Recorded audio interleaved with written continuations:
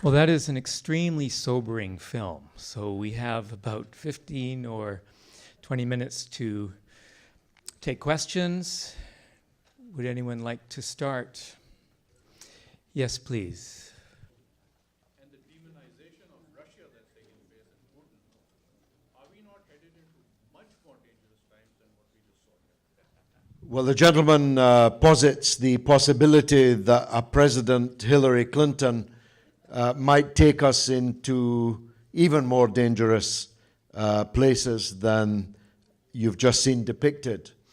I certainly think it's possible for the world to become even more dangerous than it currently is, particularly on the US-Russian track. And if there is to be a war, which of course could very well escalate into a nuclear confrontation, then that will probably be in Syria, which, as President Obama says in the film, directly comes out of these events. It could also be the Ukraine, but more likely to be Syria. My point in the film, I think, is that we are now in fantastically dangerous times. I hope, I surmise, that in the great wilds of Canada, you'll be relatively speaking safe. But I promise you we don't feel safe in London, and neither should we. They don't feel safe in Paris or Berlin or many other parts of the globe. In fact, we live on the edge, expecting any day some terrorist atrocity to strike us. So I do believe that having sent extremism cascading around the world, Blair is guilty not just of the crimes that we charge him with there, but to borrow Talleyrand's phrase, it's worse than a crime, it's a blunder. It is both a crime and a blunder, what was done.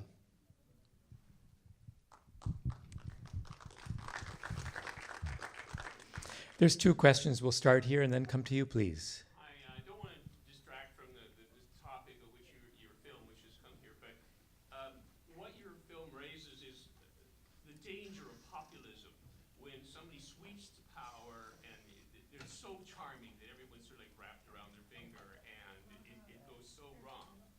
And as much as you think we might be a safe country, we have a leader like that right now who's just swept in there like that. Oh, and come on. no, wait, no.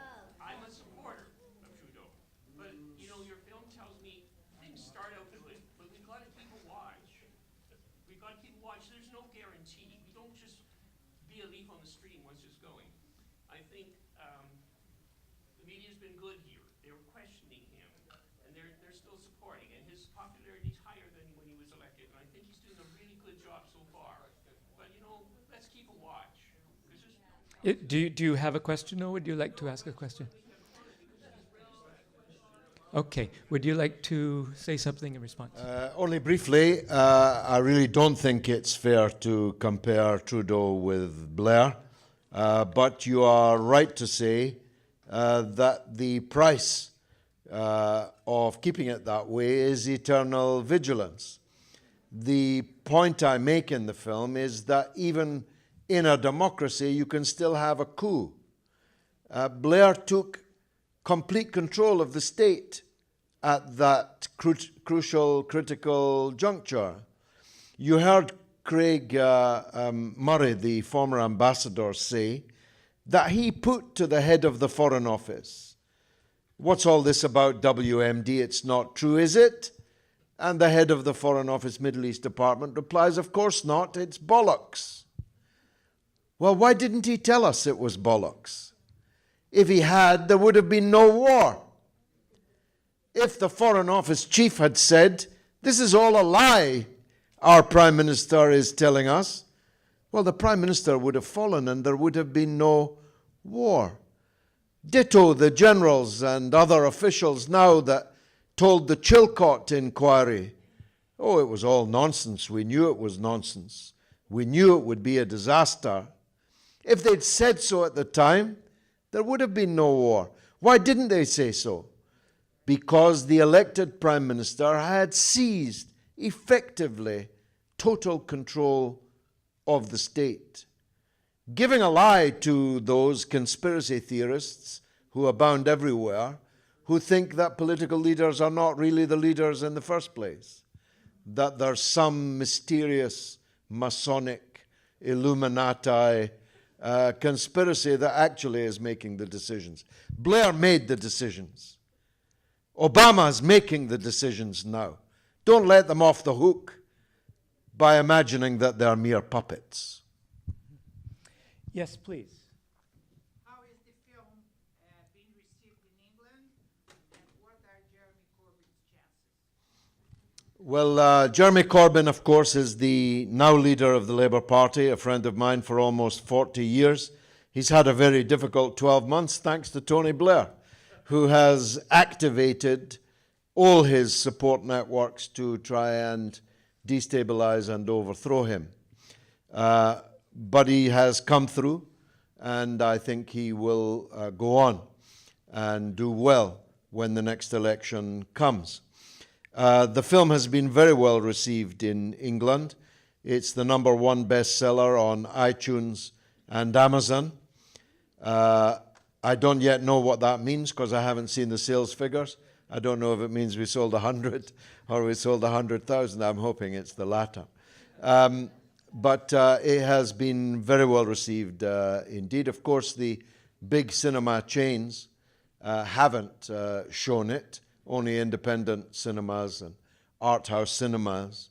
The big chains are afraid that he's going to sue. But as I've been saying, I've known him for 30 years. There's no way he's going to sue me because that would put him in court with me under oath 4 weeks. It would be the next best thing to a war crimes tribunal at The Hague. So I promise you he's not going to sue. We'll have 3 here, and we'll start with you and then go back, please. Yes. Yes, please. Would Tony Blair have gone to war without George Bush? Well, I demur from the point that was made by a U.S. official in the film that, and widely, that Tony Blair was George Bush's poodle. I believe he was George Bush's brain, which was otherwise missing. The president's brain was missing, and Blair became that brain.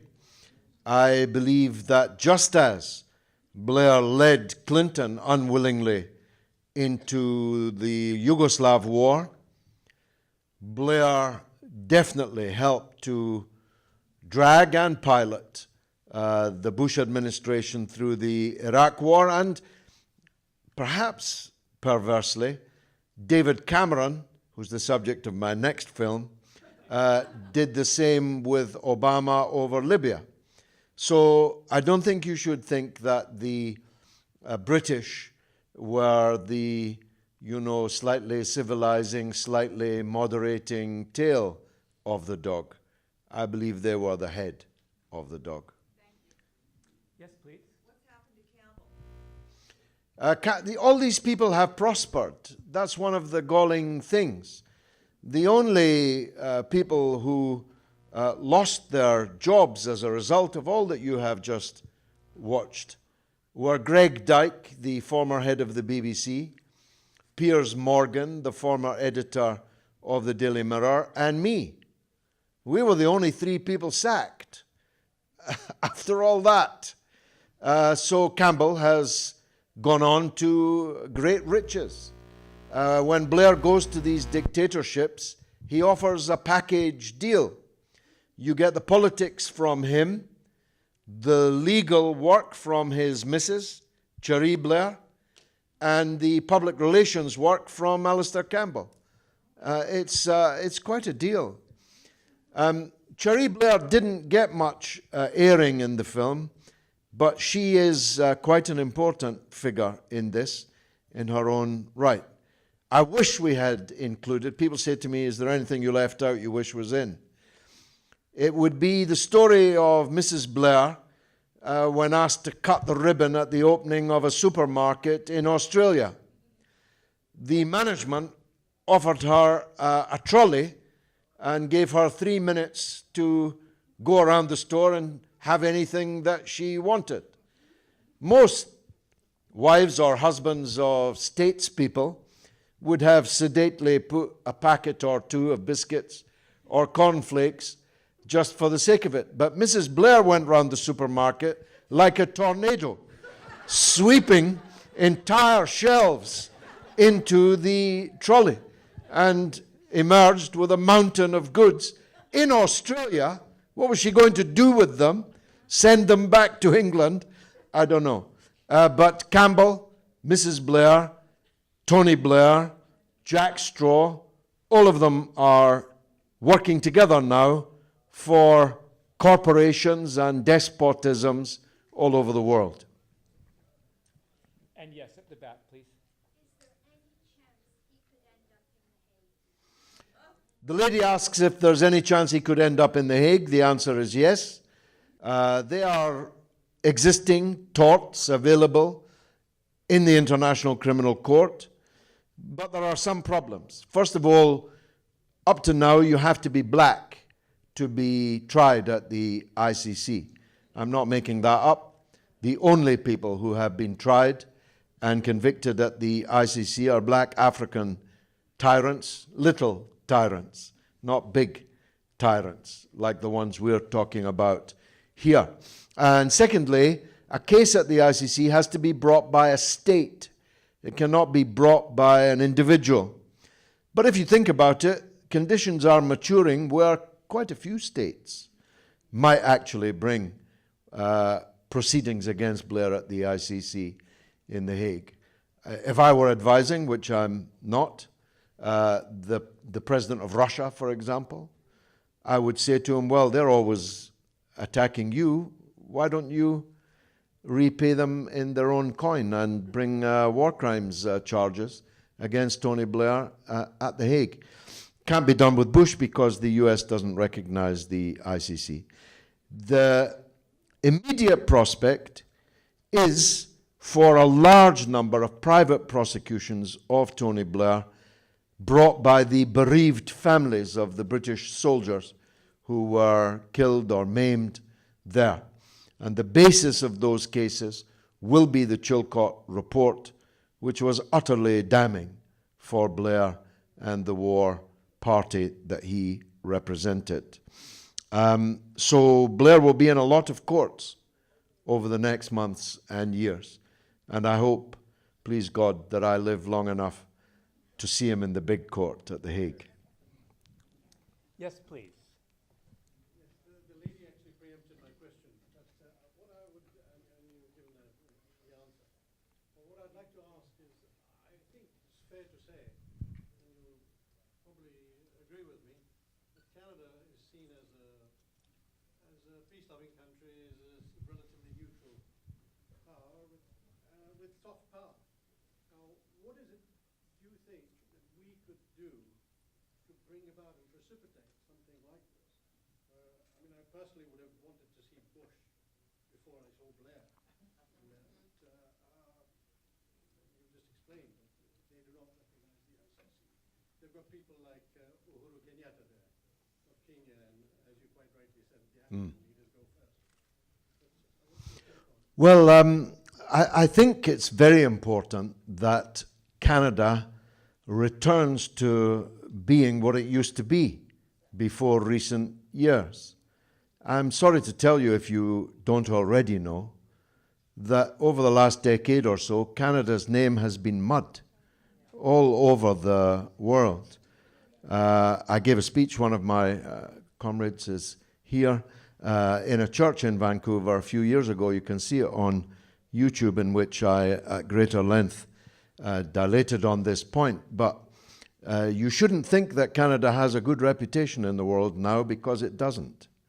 It used to have an exceptional reputation. People used to flee here from the US because they were against wars.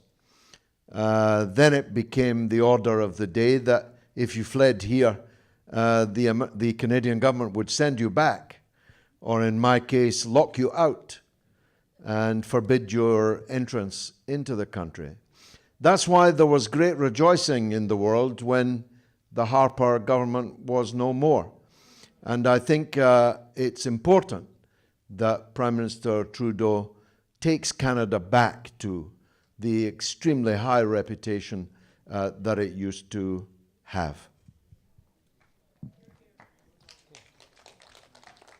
We have time for one more, please. It's a bit, it's off topic. I wanted to know about Brexit and the Labour Party in England, because I haven't been back to England for a while. Well, you've kept your accent. I think I shouldn't detain the audience for long on the subject of Brexit, except to make this observation. One of the reasons for Brexit was what you've just been watching, because the hatred of the political class in Britain and in the United States is now such that, as I said, whatever they tell you, you would do the opposite. If they tell you this is good for you, you know it's bad, and vice versa. If they tell you they have expert intelligence and expert conclusions, your automatic instinct is to rip it up, even if it's right. As it happens, I supported Brexit and still do, but that's another matter. The point is, even if Cameron and co had been telling the truth, nobody wanted to know what they had to say. And when, immortally, the pro-EU party brought out on the same day David Cameron and Tony Blair to try to encourage people to vote for the EU, there was a stampede for the opposite conclusion. People hate our political leadership. And they're right. Our political leadership is eminently hateable. My next film, I hope I can book now for the Vancouver International Film Festival, is called Pigs. And it's about David Cameron and his fellows. Because it's mixed company, I won't go into all the details why it's called Pigs, but just Google David Cameron and Pigs if you've got a strong stomach. Thank you very much indeed for coming. I very much appreciate the warmth of your reception. Thank you, Alan.